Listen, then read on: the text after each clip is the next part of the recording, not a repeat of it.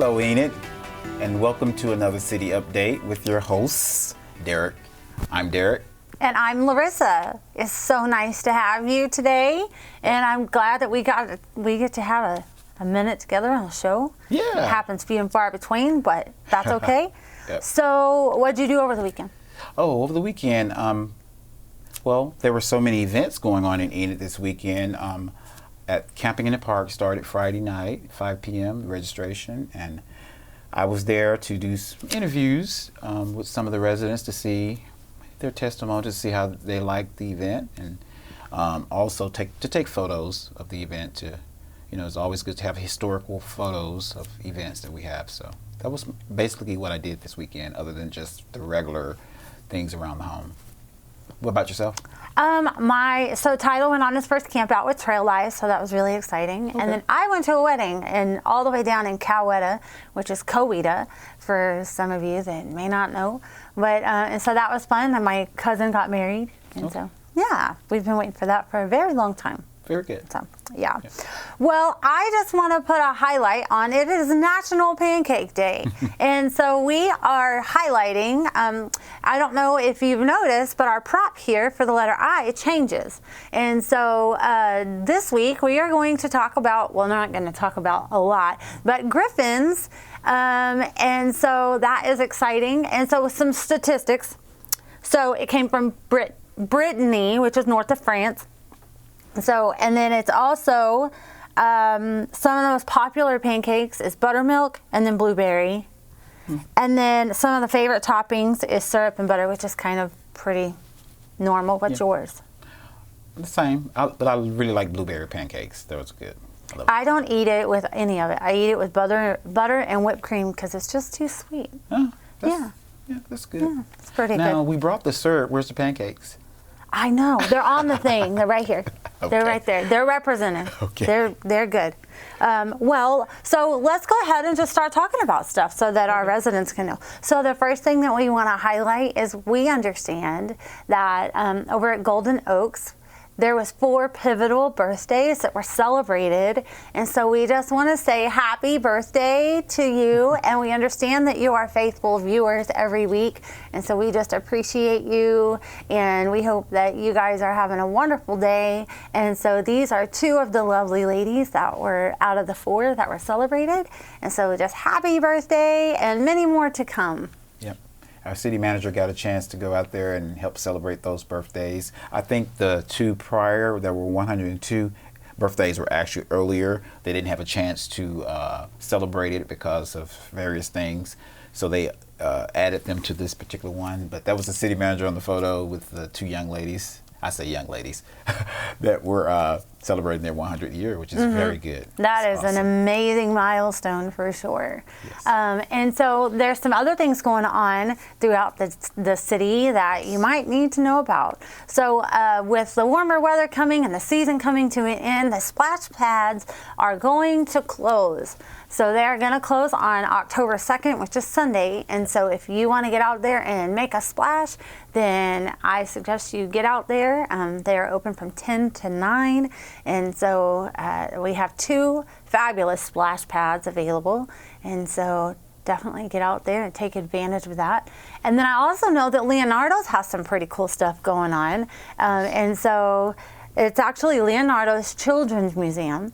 And we had a chance this morning to talk to Riley Jensen. I believe I said that right. And he is the Director of Marketing and Public Relations. And we actually have a clip from that. And so we're going to go ahead and cue that video. Yeah, this weekend we had a really great party, suitable of 30 years of Leonardos. We had a ton of really great activities, including a live science show. We had a community mural that the kids were able to help paint and really leave an impact on Adventure Quest that they can be proud of for a long time, as well as a Leonardos history exhibit, and just tons more, including, of course, cupcakes, which are always a big hit. And, you know, over the day we had hundreds of guests, and they all really seemed to have a lot of fun. How exciting. We have a lot of pivotal birthdays or centennials and all of that going on right around here. I know Main Street next year will have their 30th year as being a main street in the state. So a lot of things. And then Enid's birthday next year will be 130. So it's like a lot of 30s are going on around here. So that's very good. So, yeah, I think they do a good job in our community in helping the kids. Yeah, yeah. Some other events, some other quality of life things going on. The library. Let's talk about the library. They're having a Micronesian culture event, and that's going to be October 1st from 3 o'clock to 5 p.m. in the library. And tell us more about the event. That's actually going to be on the west lawn of the library. And so the things that you can expect from this event are such as you'll be able to see the culture represented in various ways, from things that are handcrafted to the food that they have, as well as the attire that they wear. And so that's going to be really cool. And this is going to represent the Marshall Islands, as well as, I don't think I'm going to say it right, so I'm going to let you say it. Chuk.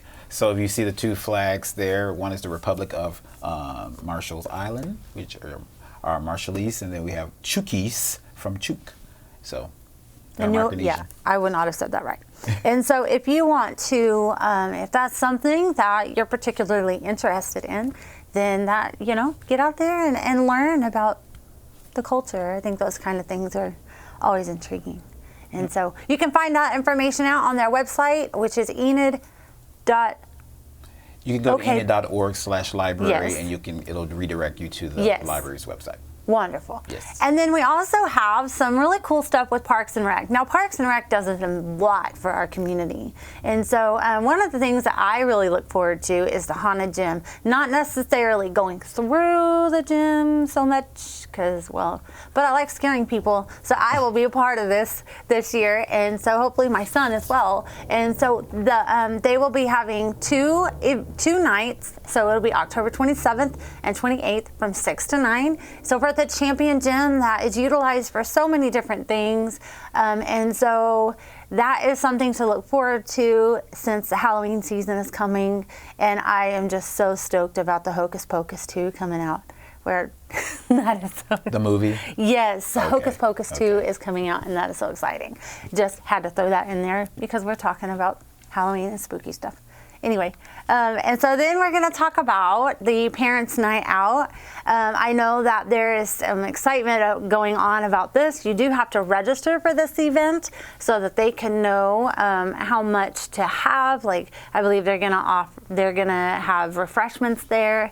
There's 2 dates for this. It's November 19th as well as December 17th. From what I understand, on the November 19th, they will be watching a movie. That is correct. And it's the Polar Express. Yes. So if that is something that you would want to also participate in, then you can get that information at enid.org/parentsnightout and register there as well. And so that is exciting. There's a lot going on within this community that you just want to get plugged into. And that information is on our website. And then we also so we're going to start doing a segment called Adoption Spotlight. And so I have the pleasure of doing Pets of Enid and with animal welfare. And so we are going to spotlight some of the animals that they have. And this is Freddie. And he is a 1-year-old male, and he is a pit mix. And he is so lovable and just ready for his forever home. You can see him in Pin 2. You can always call up to the animal welfare, and they are more than happy to help you. And if they always suggest that if you are interested in adopting a pet, then you can always bring your children up to see if the pet that you're interested in blends well as your pets that you have. And so that is something that is really exciting. We have pets come in. And so anyway, so now we're going to talk about some road closures and planned water outages. Yes, and it looks like there will be a planned water outage starting tomorrow on a portion of Garriott, and that's going to be from Wilson Street to North Johnson Street. And the expectation is that the water will be restored by the end of the day. So just be mindful of that in that area, that there will be a water outage tomorrow in that area. And it looks like we have some road closures here. One of them is in the Cedar Ridge neighborhood subdivision at the Cedar Ridge and Eufaula Drive intersection. They're closed for concrete repairs. So that started last week, and one lane is being done at a time. Currently, they're working on the north lane, which you can see on the top, the first phase. Then they're going to go to the second phase, and this area will be closed for 3 weeks for that improvement. You know, these improvements are really good for these residents. I've been down that road, and it's really failing. So it's very good that we have workers that are looking around and doing things like this to improve our communities. Then we have another road project here on East Illinois Avenue. That is for a water line installation. That also started last week. And the closure is from between South 4th Street to South Leona Mitchell Boulevard. And that's going to last 2 weeks, so it should be open sometime next week. But it looks like we have another one here on Grant Avenue. If you notice, within the last 2 or 3 weeks, there was a closure on Garriott going eastbound. And now it's going to switch to the north side, and there's a one-lane closure on the going west on Garriott. And this is to improve the crosswalk ramps and to improve that corner radii. And that's going to be lasting for a month. So just letting everybody know that this closure is another improvement and another enhancement to our community. Let's talk about the sewer line work. Well, so there will be another lane closure, but this is in a different area. And so this is going to begin on Monday. Well, actually today. Yep. Today is the 26th, and so that is going to start today. And that is on the inside, but on the in the southbound lane. This is at North Cleveland Street and West Chestnut Avenue. The intersection will be open, but the lane will be closed. So just be aware of that. This is to allow them to bore a sewer line under the road. And so just please expect that to last about a week. And then we also have a bridge being worked on over on US 81, and that is on the South Van Buren Street. And this is to allow for some work that is necessary for about a month. Yes. It's going to be for about 4 months, actually. I said that 4 wrong. months. And that's going to be a reconstruction of that bridge. And this is a state project. So this Oklahoma Department of Transportation project for that area. It's going to be a 4-month completion. And it's not going to impact the Meadow Lake Park there, but there will be lane closures on that bridge as they work on it. Just as we have done in previous years, we did the Van Buren Bridge over Chestnut. That was closed for some time, but this is going to be a 4-month project. So just want people to be aware. It's not a city project, but it is on what we call a state highway, Highway 81, and that's the ODOT project. So.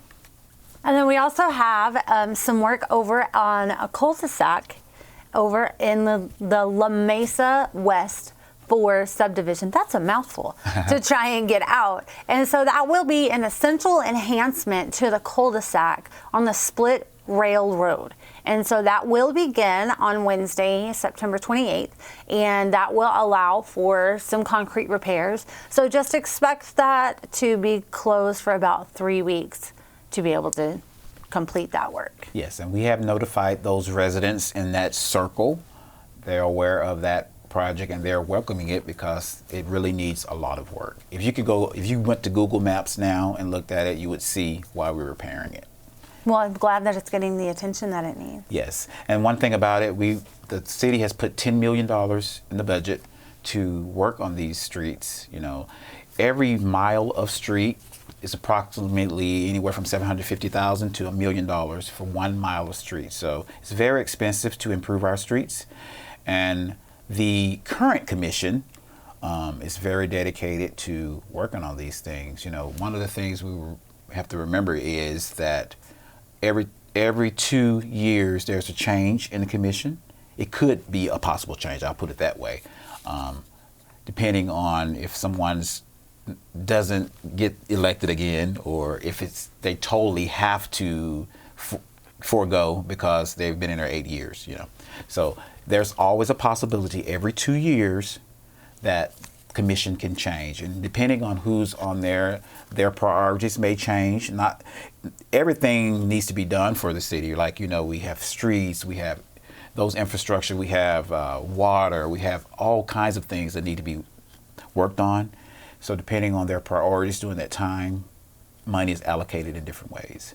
So remember, you can go to enid.org/budget to look at the budget and see all of the funds allocated for street improvements or any other improvements that you may be hoping to see. And if you want to see the current and the future road closings, you can also go to enid.org/road projects.